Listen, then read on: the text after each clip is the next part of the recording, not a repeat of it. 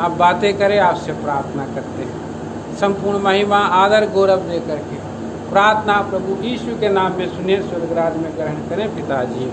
आमीन।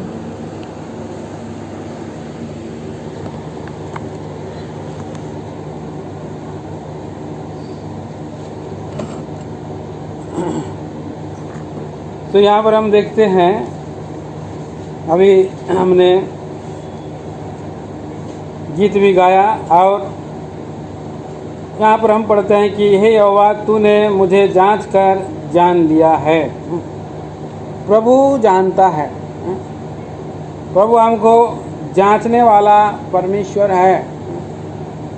और प्रिय भाई बहनों, हम लोग हर प्रभु का दिन में आकर के मेज के सामने में हमारे आत्मिक जीवन को हम जांचते हैं।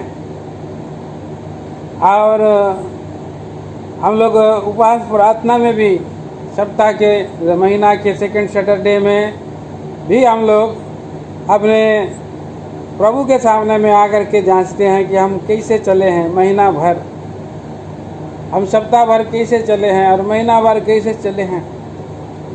और जांचना बहुत ज़रूरी है।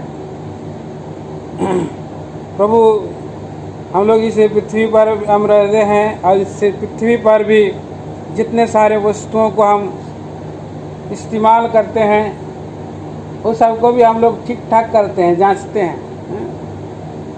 अगर हमारा पास बाइक है तो बाइक में भी हम लोग देखते हैं कि कितना तेल कम तो नहीं है, डीजल या पेट्रोल कम तो नहीं है, मोबिल कम तो नहीं है।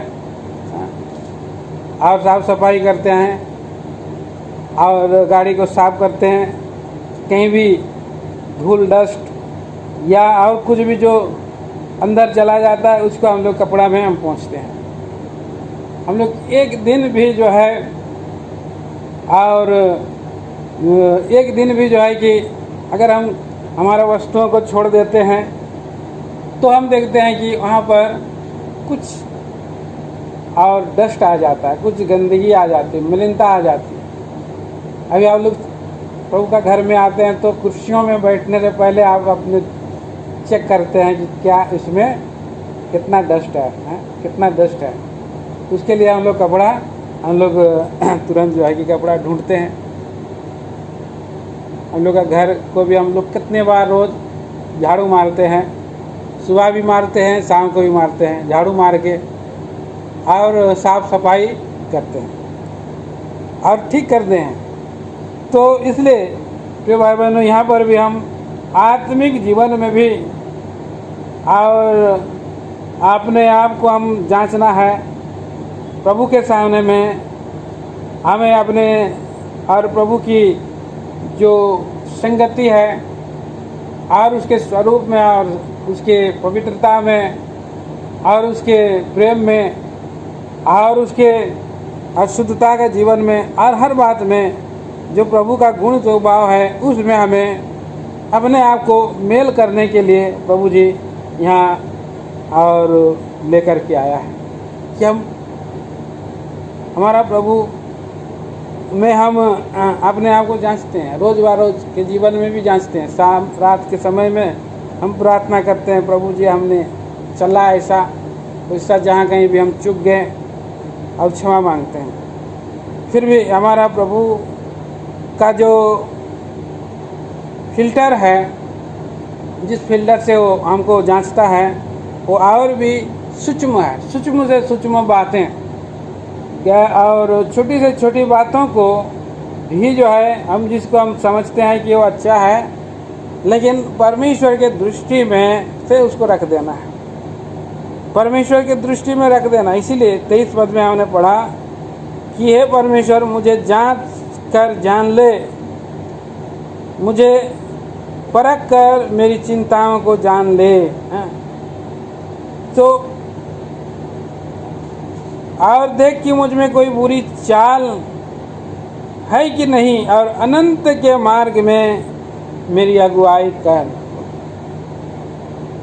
तो इसलिए वह अपने आप को भी जांचता है, अपने आप को ठीक करता है दाऊद, और फिर उसके बाद प्रभु के फिल्टर में अपने आप को बैठाता है, लेकर के आता है, प्रभु के जाली में लेकर के आता है और बोलता है कि वहाँ पर मेरे जीवन को जांचो, मुझे पवित्र करो। मैं तो अपने आप को जांचा और मैं उसमें दोष नहीं पाया, बल्कि पौलुस भी कहता है। और इससे ये नहीं कि मैं निर्दोष हूँ, ये भी कहता है। इसीलिए प्रभु के वचन के अनुसार और कई बार हम लोग चलते रहते हैं तो भी हम लोग का मिस्टेक हो जाता है। हम लोग एक बार जांच चुके रहते हैं फिर भी मिस्टेक हो जाता है। कई बार जो है कि हम लोग सिद्धता की ओर चलते रहते हैं फिर भी हम देखते हैं कि मनुष्य को जांचे जाना और अवश्य है। प्रियो, हम देखते हैं पहला कुरिन्थियों की पत्री 10 अध्याय में, और पहला कुरिन्थियों की पत्री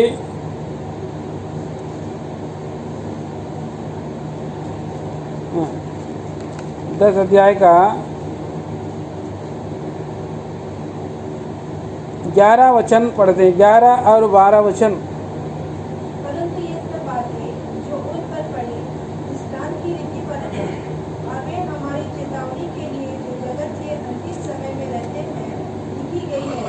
इसलिए जो समझाता है मैं इसलिए जो समझता है वह चौकस है कि कहीं गिर ना पड़े। हाँ, इसलिए जो समझता है मैं स्थिर हूँ वह चौकस रहे कि कहीं गिर ना पड़े। प्रभु हमें इतिहास में ले जाता है। इतिहास में मतलब पुराने उदाहरणों में ले जाता है। यहाँ पर अभी दाऊद को हमने पढ़ा भजन संहिता 139 में, और पहला कुरिन्थी का 10 अध्याय में हम पढ़ते हैं। ये इस्राएल के जर्नी के बारे में हम देखते हैं, यात्रा के बारे में देखते हैं। तो यात्रा है और यात्रा में मार्ग है। वे लोग कहाँ किस मार्ग में जा रहे हैं? वे लोग सियोन के मार्ग में, कनान के मार्ग में हैं। मिस्र में जंगल के रास्ते कनान के मार्ग में जा रहे हैं। हम लोग इस भी मिस्री संसार दुनिया में हैं, और हम लोग इस मिस्री संसार में हम इसे संसार के मार्ग में से हम स्वर्ग के लिए जा रहे हैं। स्वर्ग राज के लिए हम जा रहे हैं। और इसलिए वो दृष्टांत हमारे चेतावनी के लिए जो जगत के अंतिम समय में रहते हैं लिखी गई है। तो प्रभु जांचता है, प्रभु जांचता है।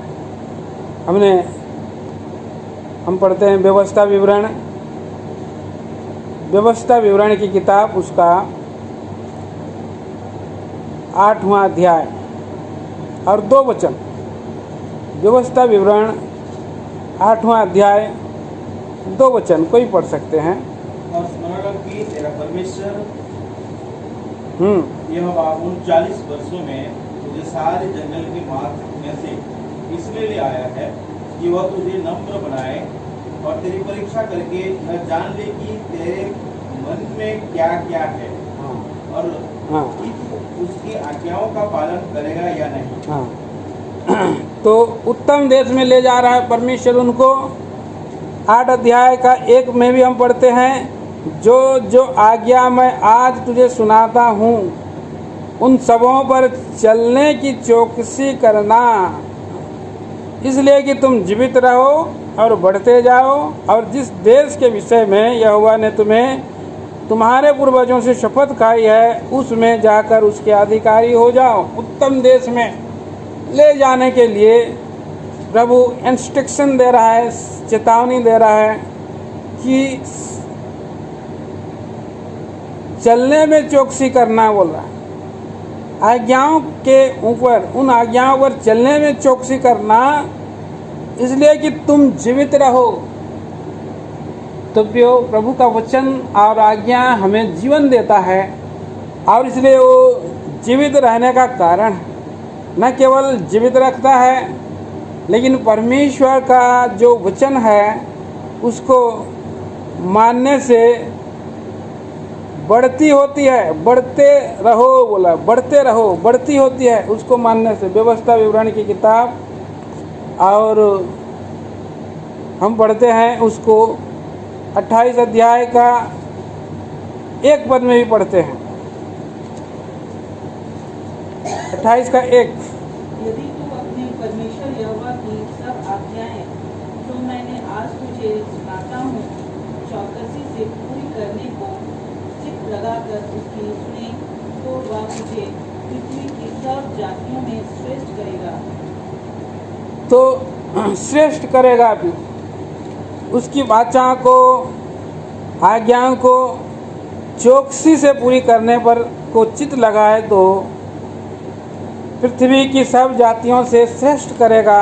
और क्या, व्यवस्था विवरण की किताब उसका 29 अध्याय और 9 वचन में पढ़ते हैं, पढ़िए 9 वचन भी पढ़िए। इसलिए इस वाचा की बातों का पालन करो, ताकि जो कुछ करो वह सफल हो। ताकि जो कुछ करो वह सफल हो। जो कुछ करो सफल होने के लिए, बढ़ते जाने के लिए, और जिस देश को देने के लिए प्रभु बोला है उसका अधिकारी हो जाओ। बोला अधिकारी हो जाओ। अधिकारी हमारा प्रभु मिरास में अधिकार, हिस्सादारी के लिए प्रभु ने चुना है। व्यवस्था विवरण में हम 8 अध्याय और उसके 2 पद में पढ़ते हैं। आगे कहता है, और स्मरण रख कि तेरा परमेश्वर यहोवा उन 40 वर्षों में तुझे सारे जंगल के मार्ग में से इसलिए ले आया कि वह तुझे नम्र बनाए और तेरी परीक्षा करके ये जान ले कि तेरे मन में क्या क्या है। हाँ? तो कई बार हमारा प्रभु हमारे मन को जानने वाला प्रभु है। और कल परसों के दिन में भी हम लोग देख रहा था कि कैसे मनों को जांचता है प्रभु। नीति वचन के 20 अध्याय में हम पढ़ते हैं, नीति वचन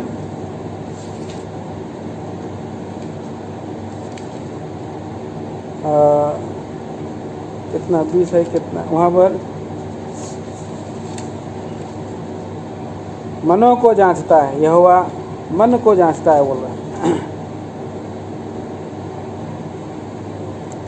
सोना के लिए अग्नि और चांदी के लिए कुठाली है। कितना है?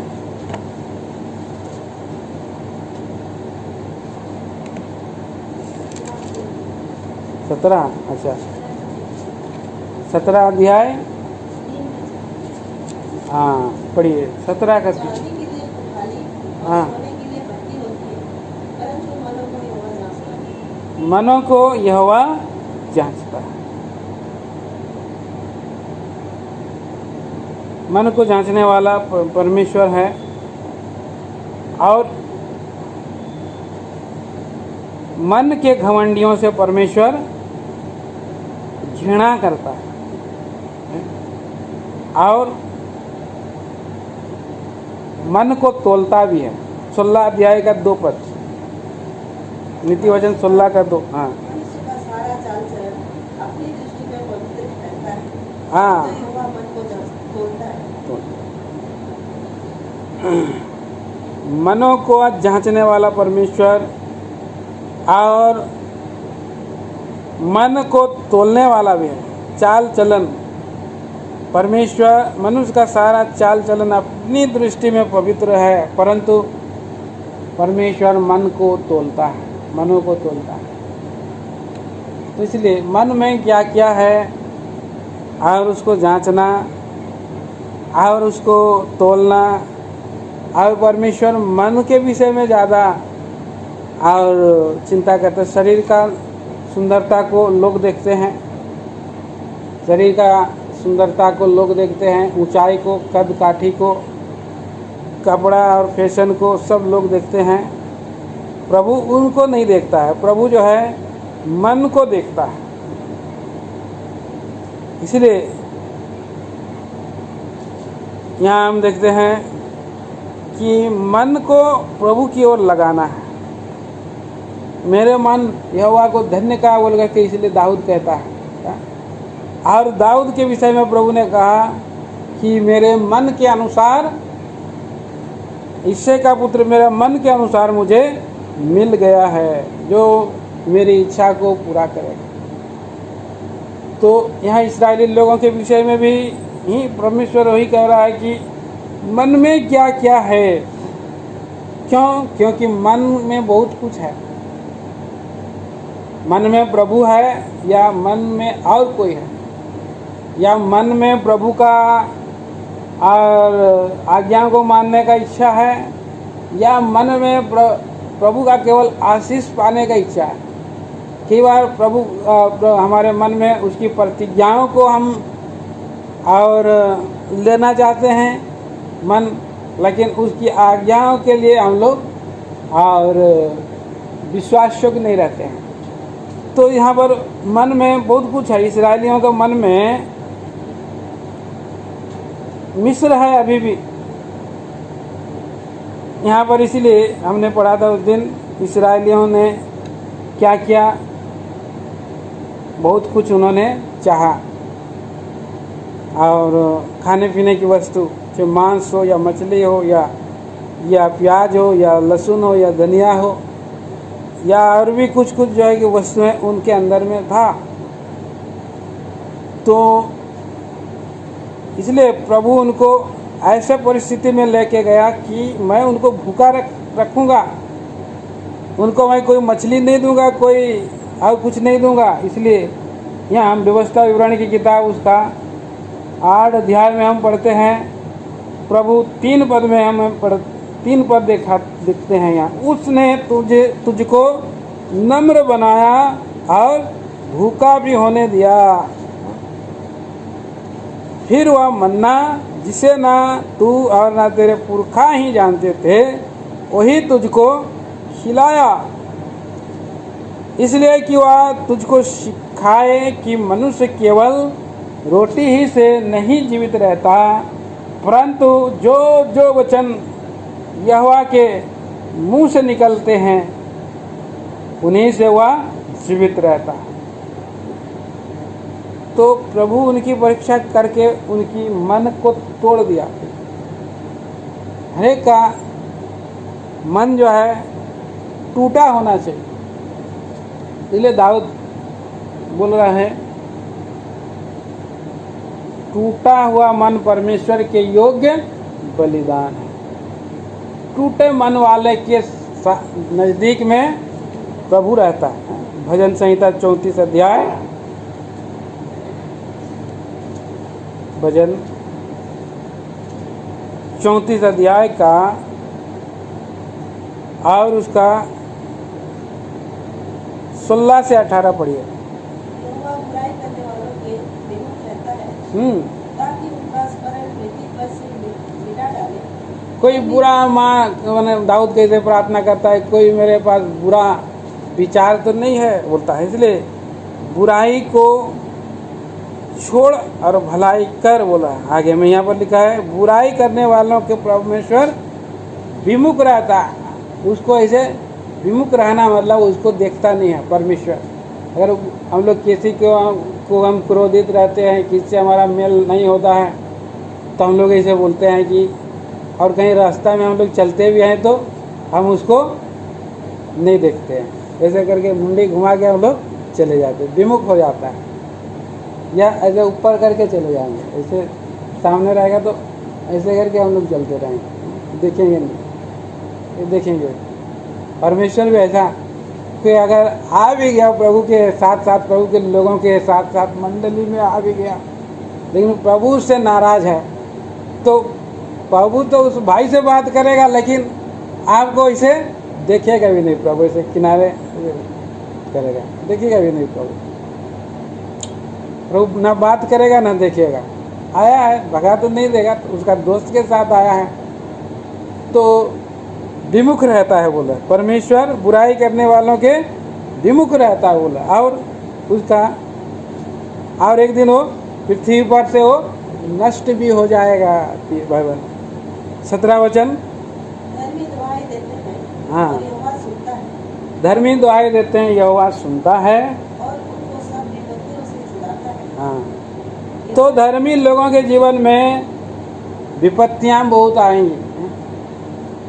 धर्मी लोगों के जीवन में विपत्तियां तो आती है, पर उन विपत्तियों को जब वो प्रार्थना करता है, धर्मी दुहाई देता है, उन विपत्तियों को प्रभु के सामने में रखता है, और तभी प्रभु यहोवा उन विपत्तियों का, उन दुहाइयों को सुनता है और उनको छुड़ाता है। जो कितना अद्भुत हमारा परमेश्वर है। विपत्ति आती है कि हम प्रभु के नज़दीक लाए जाएं, प्रभु में हम बने रहें, प्रभु में हमारा और लिपटे रहें। इसीलिए प्रभु विपत्ति को भी कई बार चांस देता है, अलाउ कर देता है, और फिर हमारा हृदय भी आगे यहोवा टूटे मन वालों के समीप रहता है। समीप रहता है। हाँ, इसे लोगों का उद्धार करता है। यहाँ पर हम देखते हैं यहोवा टूटे मन वालों के समीप रहता है। टूटा हुआ मन का जो प्रार्थना है कोई करता है, वो नज़दीक में आकर के सुन लेता है, नज़दीक में आ जाता है। भजन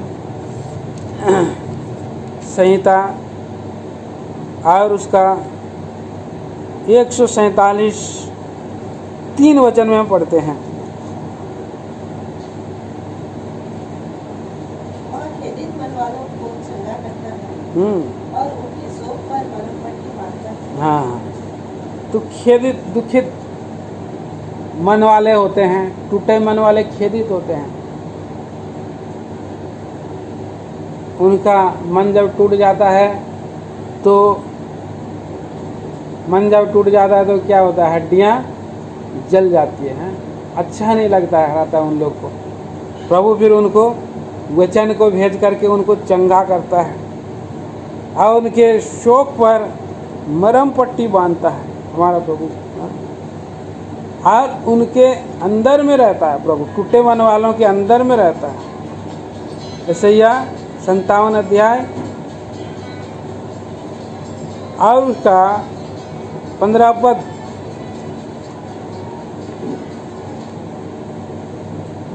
क्योंकि जो महान और उत्तम और सदैव स्थिर रहता है हाँ, और जिसका नाम पवित्र है, वह यह कहता है, मैं ऊंचे पर और पवित्र स्थान में निवास करता हूँ। हाँ, उसके संग में रहना, जो खेदित और नम्र है, कि नम्र लोगों के हृदय और खेदित लोगों के मन को हर्षित करे। हाँ, तो नम्र लोगों की प्रभु प्रार्थना सुनता है, खेदित लोगों की प्रार्थना सुनता है, टूटेपन वालों की प्रार्थना प्रभु सुनता है। और भजन संहिता 66 अध्याय में हम पढ़ेंगे 18 और 19 वचन। भजन संहिता 66 वर्ष। यदि मैं मन में अनर्थ की बात सोचता हाँ, तो प्रभु मेरी ना सुनता, ना सुनता। हाँ, परंतु परमेश्वर ने तो सुना है, सुना है। उसने मेरी प्रार्थना की और ध्यान दिया है।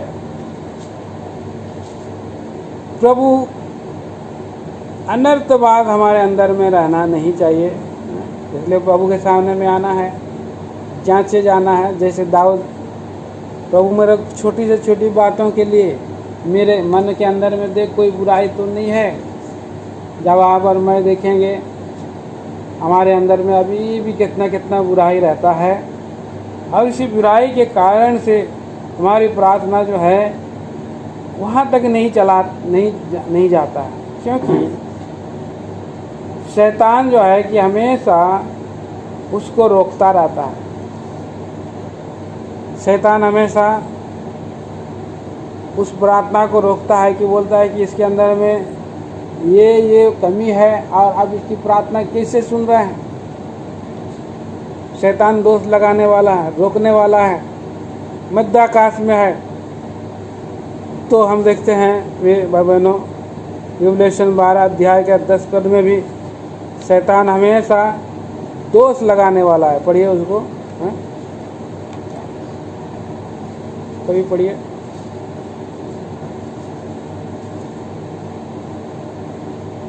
फिर मैंने स्वर्ग से यह बड़ा शब्द आते हुए सुना, अब हमारे परमेश्वर का उद्धार और सामर्थ और राज और उसके महिमा का अधिकार प्रकट हुआ है, क्योंकि हमारे भाइयों पर दोष लगाने वाला रात दिन हमारे परमेश्वर के सामने उन पर दोष लगाकर करता था, गिरा दिया गया है। हाँ, यहाँ पर रात दिन दोष लगाते रहता है। शैतान का स्वभाव है दोष लगाना। कई बार जो है कि हमारे मसीही भाई बहनों के अंदर में ये एक विचार आ जाता है दोष लगाने का। हम लोग कई बार जो है दोष लगाते हैं, कहाँ? पीठ पीछे, खाने का टेबल में, कहीं कहीं आप लोग दोष लगाते रहते हैं। तो ये जो दोष लगाते हैं तो हम नहीं लगाते हैं, हमारे अंदर में जो शैतान घुस जाता है, शैतान जो है कि हमको इस्तेमाल कर लेता है, कान में घुस जाता है। जो तो विरोधी शैतान है, दोष लगाता है और एक दूसरे को लड़ाना चाहता है, दोष दिखाते रहता है। और उसी दोष को जब लोग आदमी एक दूसरे से बात करते रहते हैं तो और भी दोष जो है बढ़ते जाता है। और क्या हो जाता है?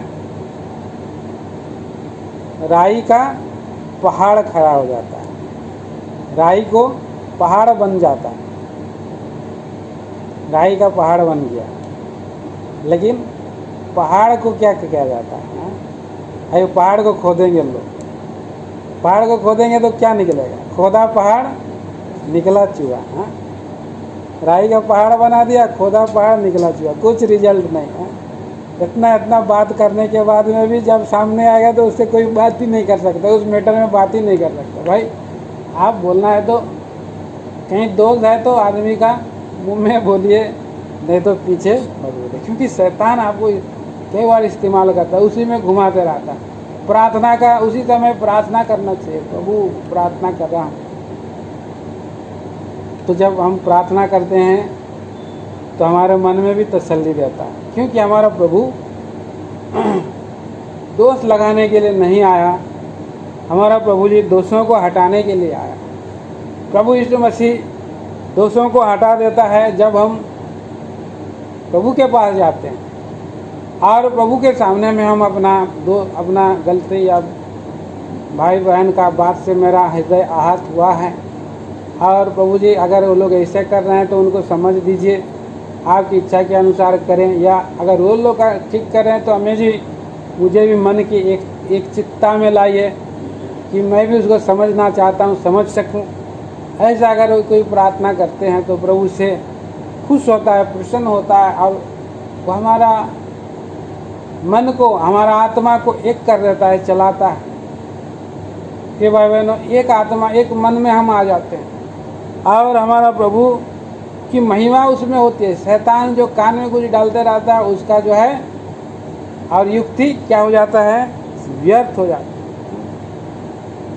उसकी युक्ति है, शैतान का युक्ति है। 2 कुरिन्थी 2 अध्याय 11 वचन हम पढ़ते हैं। 2 कुरिन्थी 2 अध्याय का 11 वचन। शैतान का हम पर दांव ना चले। हाँ, क्योंकि हम उसकी युक्तियों से अनजान नहीं। हाँ, हम उसकी युक्तियों से अनजान। वो युक्ति करने वाला है, फिर उसके साथ और आप जो है कि युक्ति नहीं कर सकते हैं। आप और मैं उसके सामने युक्ति हम करेंगे तो हार जाएंगे, क्योंकि वो बुद्धिमान है, वो बुद्धिमान है। वहाँ पर एजकेल की किताब में हम पढ़ते हैं 27 अध्याय में, वो दानियल से भी ज़्यादा बुद्धिमान है। वो जानता है उत्पत्ति कैसे हुआ और अंत भी कैसे होने वाला है, वो जानता है। उसके जीवन में कोई बातें छुपी हुई नहीं है। हमारे वरदानों को जानता है, दानों को जानता है। हमारे माइनस जानता है, प्लस जानता है। हमारा माइनस पॉइंट प्लस पॉइंट जानता है। और इसीलिए जहाँ पर हम कमज़ोर रहते हैं उसी कमज़ोर स्थान में हमको और ऐसे परीक्षाओं में डालता है, कमजोरी स्थान में ऐसे परीक्षा में डालता है, ऐसे अभिलाषाओं में डालता है कि हम वहाँ पर और गिर जाएं, वहाँ पर हम गिर जाएं। उस जगह हम कब गिर जाते हैं? जब कोई भी ऐसे बात आती है और कान में डालता है तो हम गिर जाते हैं। तो उस समय जो है तुरंत हमें सावधान रहना, चौकस रहना। प्रभु और मेरा मुंह को पहरा बैठा, मेरा विचार को अगर ऐसे मन जा रहा है तो उसको भी पहरा बैठा और मुझे समझ दे प्रभु मैं क्या करूं। तो जैसा आप प्रार्थना करेंगे तो हमारा प्रभु के पास जाएंगे तो हमारा प्रभु क्या है? यशायाह की किताब 29 अध्याय 29 वचन में पढ़ते हैं, वो महाबुद्धिमान है। वो भी आप भजन यशायाह 9:6 में हम पढ़ते हैं ना, 9:6 में। उसका नाम अद्भुत युक्ति करने वाला प्रभु यीशु मसीह अद्भुत युक्ति कर। शैतान भी युक्ति करने वाला है और प्रभु यीशु मसीह भी युक्ति करने वाला, अद्भुत युक्ति करने वाला, महाबुद्धिमान है। उसकी बुद्धि अगम है। पढ़िए उसको। क्योंकि हमारे लिए एक बालक उत्पन्न हुआ, हाँ। हमें एक पुत्र दिया गया है और प्रभुता उसके कांधे पर होगी और उसका नाम अद्भुत युक्ति करने वाला, पराक्रमी परमेश्वर, अनंत काल का पिता और शांति का राजकुमार रखा जाएगा। हाँ, अद्भुत युक्ति करने वाला। और यशायाह का 28:29 में लिखा है, यह भी सेनाओं की यहोवा की ओर से नियुक्त हुआ है।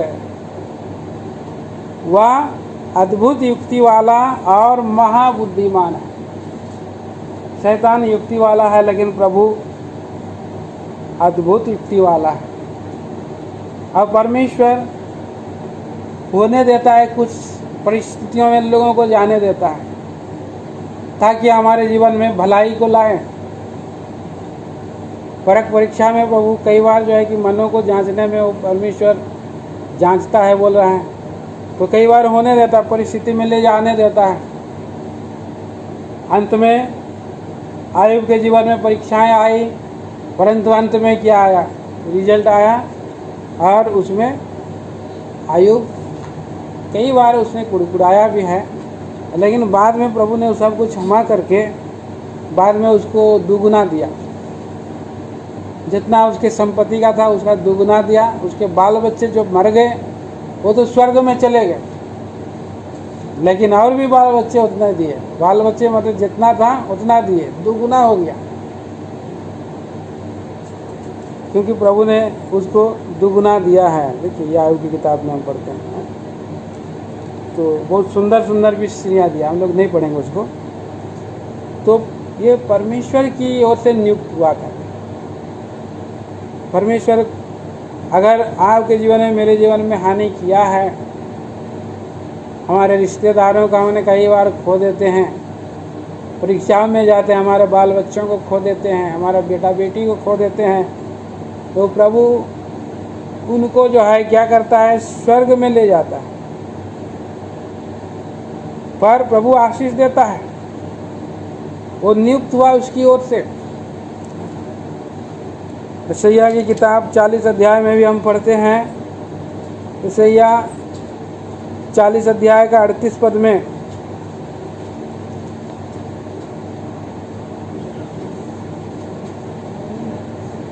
चालीस का 28, माफ करिए 38 बोला। क्या तुम नहीं जानते? क्या तुम नहीं जानते? क्या तुमने नहीं सुना? हाँ, यहोवा जो सनातन परमेश्वर और पृथ्वी भर का सृजनहार है, सृजनहार है। हाँ, वह ना थकता ना श्रमित होता है, उसकी बुद्धि अगमन है। हाँ, अगम है। अगम है, अगम उसकी बुद्धि है। वह क्या करता है? आगे, वह थके हुए को बल देता है और शक्तिहीन को बहुत सामर्थ देता है। हाँ 31 तक भी पढ़िए। हाँ 31 तक पढ़िए। तरुण तो थकते और श्रमित हो जाते हैं और जवान ठोकर खाकर गिरते हैं, हाँ, परंतु जो यहोवा की बाट जोहते हैं वे नया बल प्राप्त करते जाएंगे। हम्म। वे उड़ाव के समान उड़ेंगे, वे दौड़ेंगे और श्रमित न होंगे, चलेंगे और थकित न होंगे। हाँ, इसलिए कि हमारा प्रभु की बुद्धि अगम है और प्रभु की सामर्थ्य भी अधिक है, और वो परमेश्वर प्रभु क्या करता है, वो ना थकता है न और सोता है, न श्रमित होता है, न थकता है न श्रमित होता है। वो थकता नहीं है, हम लोग थक जाते हैं, लेकिन प्रभु नहीं थकता है। प्रिय भाई बहनों, इसलिए हम प्रभु के पास हम आए हैं, हम प्रभु से हम बुद्धि लेंगे और जांचने के लिए हम प्रभु के हाथों में अपने आप को सौंप देंगे। प्रभु जांच परख, शैतान तो हमेशा गिराने के लिए रखा है, लगा है, और मैं दोष लगाऊं किसी को तो मैं खुद दोषी ठहरूंगा।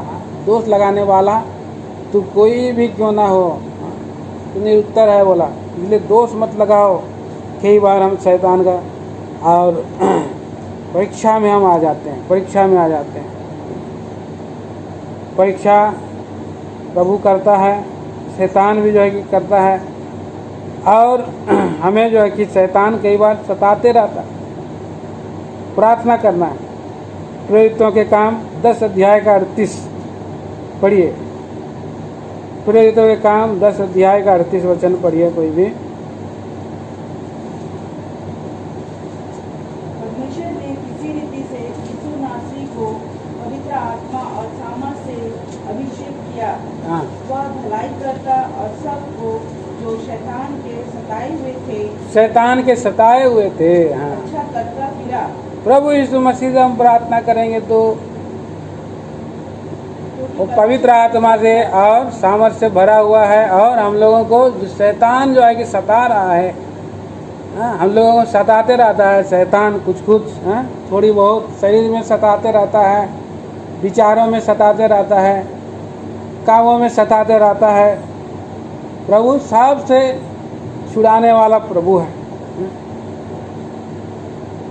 शैतान कई बार जो है रोकता है। कई बार हम विश्वासी लोग, मसीह भाई बहन लोग, हम लोग किसी को सताते रहते हैं, किसी को कुछ हानि होते देखने से या कुछ हानि हो जाए बोल करके लोग जो है कि सताते रहते हैं। वो विश्वासी नहीं है, विश्वासी बहन नहीं सता रहा है, विश्वासी भाई नहीं सता रहा है, शैतान सता रहा है, शैतान उसके अंदर में घुस गया, शैतान उसको सता रहा है। और यहाँ पर हम देखते हैं शैतान रोकता भी है। पढ़िए पहला थिस्सलुनीय की पत्री 2 अध्याय 18 वचन।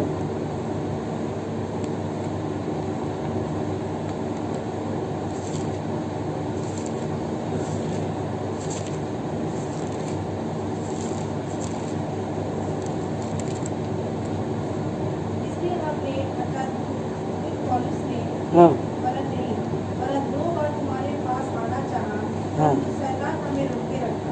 शैतान जो है कि रोके रहा। तो रास्ता मार्ग में शैतान रुकावट डालता है। अनंत मार्ग में अगुवाई कर बोल के इसलिए और दाऊद प्रार्थना कर रहा है। इसलिए नेहमिया और एजरा ने भी प्रार्थना किया, प्रभु रास्ता में लुटेरे लोग हैं, शैतान हमें यात्रा करने के लिए रुकावट डालता है, आत्मिक यात्रा में अड़चन डालता है, हर काम में रोकता है। प्रभु का घर बनाने के लिए भी प्रभु शैतान अभी कितना रोकेगा। इसलिए हमें प्रभु का घर बनाने के लिए भी प्रार्थना करना है कि प्रभु कोई रुकावट बाधा ना हो। शैतान तो आके हमेशा घड़ी घड़ी रोकते रहता है। बच्चे लोग उन्नति करे और प्रभु में चले तो उन लोग को भी प्रभु जो है कि ये शैतान जो बेड़ियों में डाल देता है, कि वो रुकावट डालता है उसकी ओर, उसका काम है उसका रुकावट डालने के लिए कितना, और भरमा देता है। शैतान जो है भरमाने वाला है। इस्राएली लोगों को भरमा दिया। इस्राएली लोग यात्रा कर रहे थे तो बछड़ा को मानो बोला, बछड़ा वो लोग मानने लगे और खो गए वो लोग। भरमा देता है। शैतान जो है भरमा देता है, शैतान चोरी करता है हमारा जो कुछ है। ऐसे भजन यूहन्ना सुसमाचार 10:10 में पढ़ते हैं, वो चोर क्या करता है? चोरी करता है, घात करता है और नष्ट करता है। शैतान का काम है। हमारा मुकुट को भी प्रभु ने जो मुकुट दिया है उसको भी चुरा सकता है। कई बार जो है कि निराशा डाल लेता है शैतान, निराशा डाल देता है तो हमारे विश्वास को भी चोरी कर लेना चाहता है, आशा को भी चुरा लेना चाहता है। शैतान जो है कि और चोरी करता है। तो ये सब बातों से प्रभु ही है जो हमारे लिए, हमारे पक्ष में, हमारे बिहाफ में वो खड़ा रहता है और वो हमारा एडवोकेट है, वकील है प्रभु। पहला यूहन्ना की पत्री उसका 2 अध्याय का पहला पद,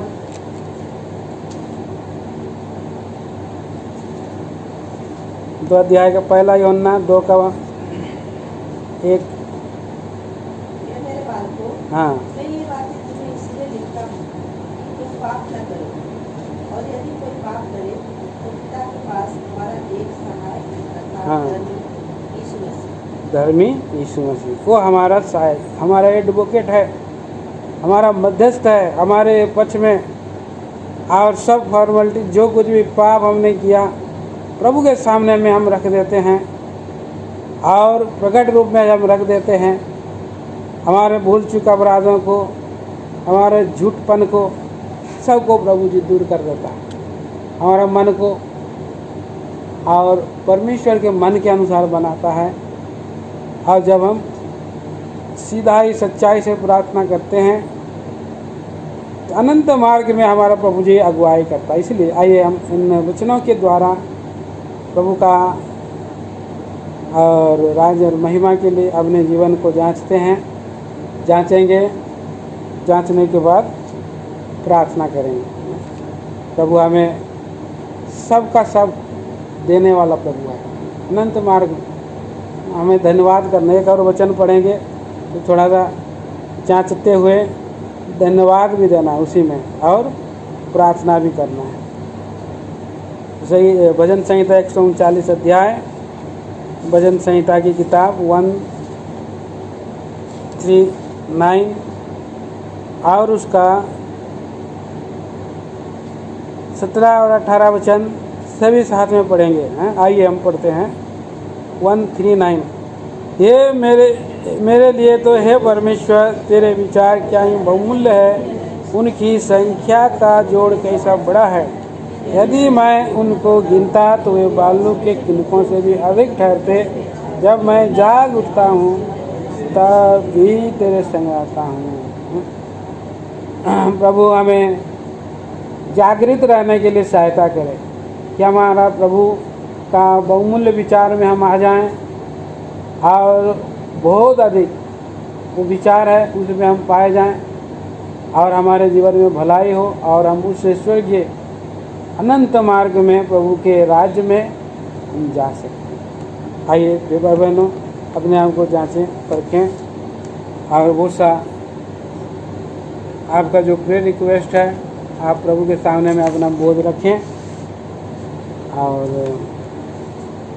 प्रार्थना करते रहिए। प्रभु ने आपको हमको और अपने आप के लिए प्रार्थना करना है और उसके बाद और दूसरों के लिए प्रार्थना करना, बीमारों के लिए प्रार्थना करना। सारा लोगन सिस्टर, अनीता बहन, किडनी का जो है दोनों, कीर्ति कांची जो कैंसर है उसके लिए प्रार्थना करना है। बच्चे लोगों का एग्ज़ाम चल रहा है उनके लिए प्रार्थना करना है। पी चौधरी उनका हमारा जो है इटावा के सेवक भाई हैं, उनका कुछ ट्रीटमेंट चल रहा है, 15 दिन से इलाज ले रहे हैं लेकिन ठीक नहीं हो रहा है। प्रभु उनको चंगाई दे, नहीं तो वेलोर जाना चाहते हैं 15 तारीख को, उसके लिए प्रार्थना करिए। और हमारा भाई शरद भट्ट के लिए भी प्रार्थना करिए, उनका और बड़ी ही दुर्बलता है, प्रॉब्लम है। और हमारा अपने भाई नत्थू राम जी का भी उद्धार हो, हमारा उर्मिला बहन का। इन सारी बातों को बीच बीच में मैं बताते रहूँगा, आप लोग प्रार्थना करते रहिए पॉइंट बाय पॉइंट। अपने आप को पहले जांचिए, आराधना करिए और फिर उसके बाद डायरेक्ट प्रार्थना करिए।